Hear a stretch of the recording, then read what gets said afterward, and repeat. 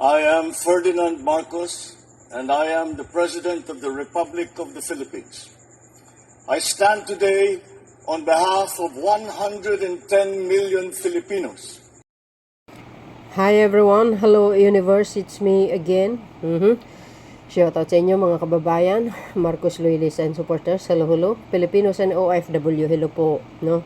So mayroon tayong upload videos, updates. Ito po guys na napakahalaga, no? Yung marinig niyong mensahe ni Pangulong Marcos Jr. Nako po, talaga naman. So alam po natin, I think every year to naman ginagawa sa Malacanang, ano, yung tinatawag na Dabin de Honor. Naks naman, no? So, ang mga dumadalo dito, siyempre guys, ay ang mga foreign country. Yung mga ambassadors international ito. At yung mga kilalang tao. So, dahil dito mga kababayan, kung mapakinggan nyo ang speech ng ating mahal na Pangulo, pinagmamalaki niya sa buong mundo na ang bilis ng paglago ng ekonomiya ng bansa, no? Under sa kanyang pamumuno, mga kababayan, kahit papano, marami po ang nagbago. Ma-international man or ma-local, ang dami pong nag-invest sa Pilipinas, no? At isa pa, mga kababayan, alam po natin, ito si Pangulong Marcos Jr., magaling na leader at magaling na peacemaker ito, no? Ngayon, ang hinihiling ko lang po lamang sa inyo ay dasal lamang, no? Mga kababayan, ipagdasal po natin si Pangulong Marcos Jr. at ang bansang Pilipinas na makakapwesto sa United Nations Security Council. Nako, guys, ang ganda niyan. This coming, I think, 27 to 28. Ipagdasal po natin na ang bansang Pilipinas ay makaupo sa UN Security Council. If ever na makaupo ang Pilipinas, tapos si Pangulong Marcos ang hinalal bilang pinuno, nako, delikado ito guys, talagang maraming maiinggit. Ika nga, no? What if pag diin ang termino ni Pangulong Marcos Jr. sa 28 sa pagkapangulo, ngayon, what if siya po ang ihalal bilang pinuno ng United Nations Security Council? Ano guys ang kapalagayan nyo? Naku po, buong mundo yan. Alam nyo ang kapasidad ng pagkatao ni Pangulong Marcos Jr. Napakagaling mamuno ito. Even ang Amerika, Australia or Saudi Arabia, kaya niyang pamumunuan yan. Magaling ang skills niya, grabe. Magaling talaga sa mamuno as in. Now, uulitin ko, hinihiling ko lamang po sa inyo ang inyong dasal na makapwesto ang Pilipinas sa UN, United Nations Security Council na ang mamuno ay si Pangulong Marcos Jr. Naku, talaga naman. Correct me if I'm wrong. Kung may nanonood dyan sa akin, tama nyo ko, umali. Pero pakinggan nyo rin po ang mensahe ni Pangulong Marcos Jr. na nanawagan siya sa international na suportahan. Na suportahan siya na para makaupo dyan sa United Nations Security Council ang bansang Pilipinas. At kung nagkataon, siya po ang ihalal bilang pinuno. Naku, talaga naman guys, kikilabutan tayo nito. Di ibig sabihin, talaga naman magaling itong leader na ito. No? Kilala na tayo sa buong mundo. Kasi ipinagmalaki niya ito. Ang bansang Pilipinas, napaka the best destination para sa mga foreign investors, mga kababayan. At saka ang lokal. Tingnan nyo naman. Kahit sabihin mo tumaas ang bilihin, ang ibang mga pangunahang bilihin, yun guys ay nasa new generation tayo. Kahit paano gumagawa ng kaparaanan nito. So kung makita nyo dito, inilatag niya guys kung paano lumago ang ekonomiya under sa kanyang pamumuno. At magtatayo pa siya ng mga embassy sa iba't ibang dako ng mundo. Mga kababayan, hinihiling ko sa inyo na ipagdasal natin ang mahal na Pangulong Marcos Jr. para makaupo ang Pilipinas sa United Nations Security Council. Pag nangyari yan, sabi ko sa inyo guys, talagang magiging number 1 tayo sa kanyang pagpupursige. Tiyak, dadami at dadami ang mga bansa na talagang dadayo sa atin. Ay hindi nyo alam ang magiging magandang blessing na darating sa atin. Dahil very friendly tayo. At ito si Pangulong Marcos Jr., very friendly ito. Kung makikita nyo sa kanyang international forum, na ipinanawagan niya, no? Lalo na sa bansang China, ang pagkakaroon ng kapayapaan, dito po sa West Philippine Sea. Di ba? Hindi lang po 'yon. Hindi lang sa Pilipinas ang kanyang hiniling, kundi buong mundo. So dahil diyan nakikita ng international country, mga kababayan, ang kanyang pagiging peacemaker. So maari siyang mapipili if ever, kasi magaling itong pangulo na ito hindi palaway ito. Kaya nakikita sa kanya ang skills na magaling ito mamuno sa UN. Naku guys, hindi lang isang bansa ang pamumunuan yan. Buong mundo. So ibig sabihin, pag nagdiin ang kanyang termino, mga kababayan, it's God's will. Tapos siya po ang ihalal. Naku, talaga naman. Ano guys ang kapalagayan nyo? Papayag ba kayo? Siyempre, papayag tayo. Proud tayo. Pagkatapos ng kanyang termino bilang Pangulo ng Pilipinas, tapos ihalal siya bilang Pangulo ng United Nations Security Council. Naku po. Ewan ko lang, ang dami maiinggit for sure. Dapat magiging proud tayo. Isang Pangulo ng Pilipinas ay kinuha bilang peacemaker. Naks naman. Correct me if I'm wrong guys So dahil dito mga kababayan, para kumpleto detalyado, panoorin nyo ang kanyang speech. Naku, talaga naman ang Pangulo napakagaling.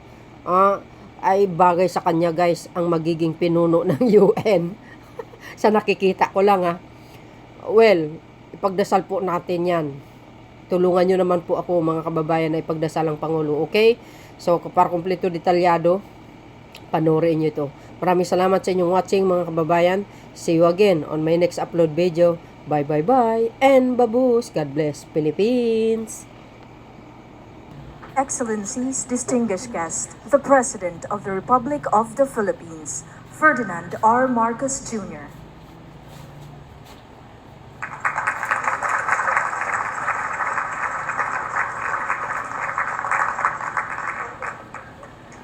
Senate President Francis Escudero, House Speaker Martin Romualdez, Secretary of Foreign Affairs Ricky Manalo, the Dean of the Diplomatic Corps and Apostolic Nuncio to the Philippines, His Excellency Archbishop Charles Brown, the Excellencies of the Diplomatic Corps, Executive Secretary Lucas Bersamin, the honorable members of the Cabinet here today, and of course, the First Lady Lisa Araneta Marcos, who is actually much more familiar to you than I am. Fellow workers in government, honorable guests, ladies and gentlemen, good evening.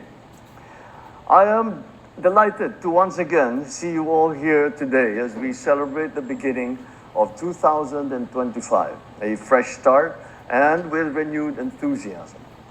Notwithstanding evolving global challenges and their impact on all nations, there are plenty of reasons to be grateful for the past year, and still more cause to be hopeful for what lies ahead. Excellencies, ladies and gentlemen, early in my presidency, I vowed to reintroduce the Philippines to the world and jumpstart meaningful, concrete, and mutually beneficial partnerships that will drive growth for this country in the 21st century economy. A great deal has transpired in the last 2.5 years. The Philippines has since embarked on a diplomatic agenda that leverages international partnerships which have translated to increased bilateral engagements and cooperation with traditional partners and new allies in key economic sectors and security areas. This has resulted in a vibrant exchange of high-level visits from many of our of your officials from your capitals, as well as several outgoing visits from the Philippines of Philippine officials from across many of our government agencies. Through our independent foreign policy, we have broadened and strengthened our diplomatic reach and engagements with the world. Last year, we opened 4 embassies in Europe and in Latin America. This year, we will be opening 4 more foreign service posts in North America, in Asia, and the Pacific. And by the end of 2025, we will have 102 posts, effectively widening our reach globally. We are poised to establish more down the road. We welcome the opening of some embassies in Manila in 2024, such as Bahrain and Slovenia, and are eager to welcome new foreign missions in the years to come, such as from Central Asia. Our continued pursuit of our constitutionally mandated independent foreign policy has also allowed us to function and flourish in the complex web of interactions with various international actors. Our foreign policy has always been to encourage peace and to foster cooperation, whilst also ensuring that international law is faithfully complied with and permeates all facets of relations amongst nations. For it is only through a rules-based international order that peace and development can be achieved. Excellencies, ladies and gentlemen, it is a sense with fulfillment and pride that I share the Philippines' economic performance in 2024, despite domestic headwinds and geopolitical tensions. So you will excuse me if I put on my salesman hat just for a little while. The Philippine economy remains amongst the strongest in Asia, expanding 5.8% for the first 3 quarters of last year and outstripping performances of some peers in the Asian region. Our revenue collection for 2024 is about 4.42 trillion pesos, accounting for 16.7% of our GDP. And this is the highest figure in the last 27 years. The last time was 1997. With prudent and transparent debt management, the Philippines scored the highest in debt transparency amongst 50 countries, surveyed by the Institute of International Finance in 2024. The year 2024 also earned the Philippines its first ever credit rating upgrade of A- with stable outlook from Rating and Investment Information, Inc., and an upgrade of outlook to positive from S&P Global Ratings, making the country more attractive to investors and helping to lower borrowing costs for government and for businesses. The unemployment rate has dropped to 4.0%, well below the full-year target range of 4.4 to 4.7%. And we owe this to the sustained strength of the country's labor market. I certainly hope that this trend will continue as it signals that there are more employment opportunities in the country. My dream remains that to be able to say that one day that we can say that overseas work is purely a matter of choice and not one of necessity.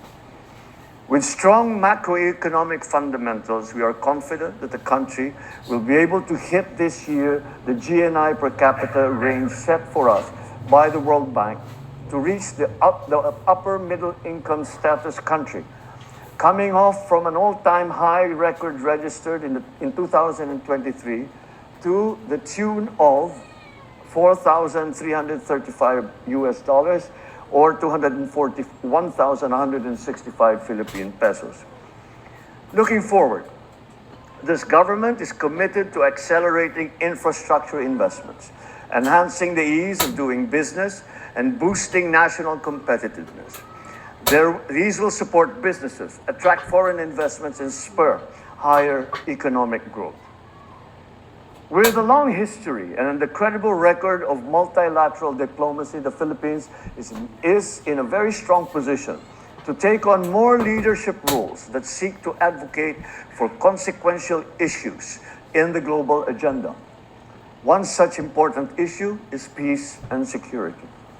The Philippines is running for a non-permanent seat in the United Nations Security Council for the term of 2027 to 2028. Our candidature stands on our rich experience in building peace, forging consensus, and finding new paths for cooperation. Nowhere is this best highlighted than in our unfaltering contribution to UN peacekeeping operations over the past 60 years, deploying over 14,000 troops in 21 UN peacekeeping operations and special political missions. Our candidature is consistent with our long-held view that we need to further strengthen multilateralism through efforts that will reform the Security Council and revitalize the General Assembly. I take this opportunity anew to convey to your respective governments our earnest request for your support to our UNSC bid, and we hope for your support in when the time comes, when we are indeed sitting as a member of the Security Council. Finally, in closing, I would like to thank the members of the Diplomatic Corps for being able partners and for supporting the government in its various social and economic programs for the Filipino people.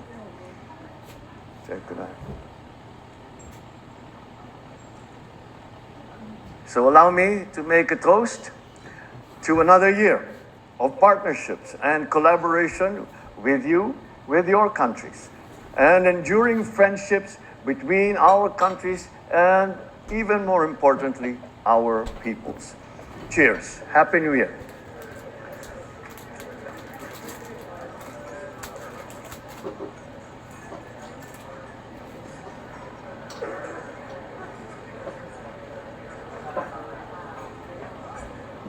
Thank you, Mr. President. And now, to deliver his message, let us welcome the Dean of the Diplomatic Corps, Apostolic Nuncio to the Philippines, Most Reverend Charles John Brown III. Your Excellency Ferdinand R. Marcos Jr., President of the Republic of the Philippines, First Lady Luis Araneta Marcos, Honorable Secretaries of the Cabinet, officials of the Department of Foreign Affairs, Your Excellencies Ambassadors and Heads of Mission accredited to the Republic of the Philippines, it is for me, as always, not only an honor and a privilege, but indeed a pleasure to speak on this happy occasion, the traditional exchange of New Year's greetings between you, Mr. President, and the Diplomatic Corps accredited to the Philippines here in Malacanang Palace.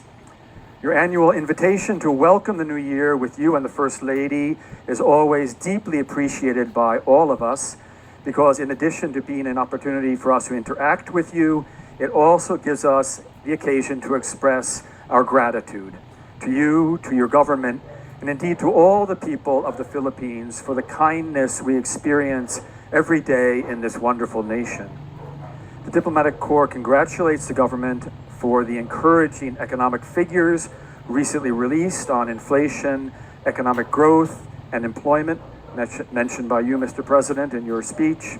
In these areas, there's good reason to be hopeful about the future economic prospects of the country.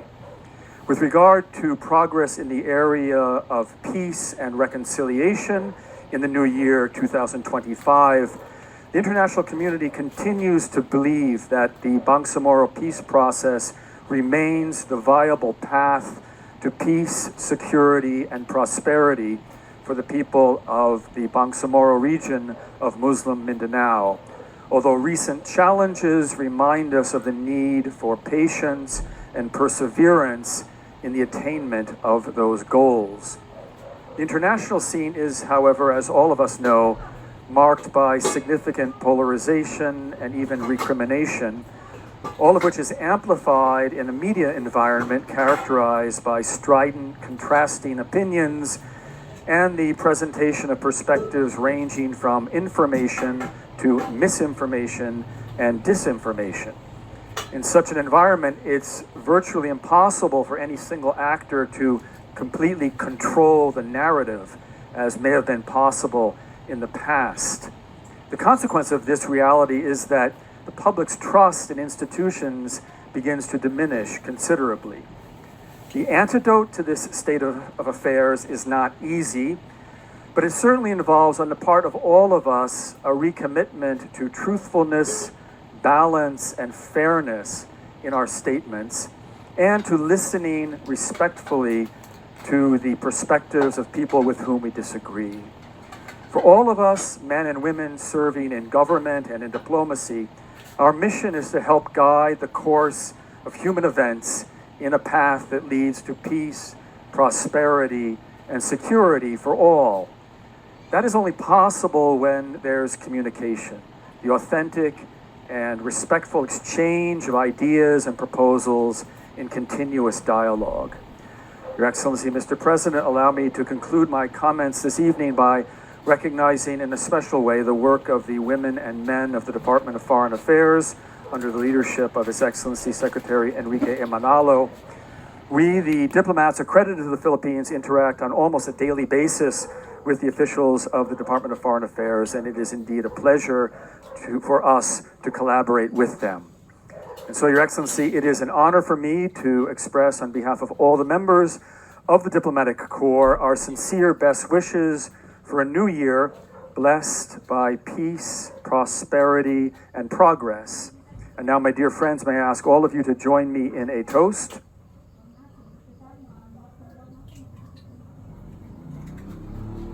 To the President of the Republic of the Philippines, His Excellency Ferdinand R. Marcos Jr., for his well-being, health, and success, and to the peace, prosperity, and happiness of the Filipino people. May God bless the Philippines. Mabuhay.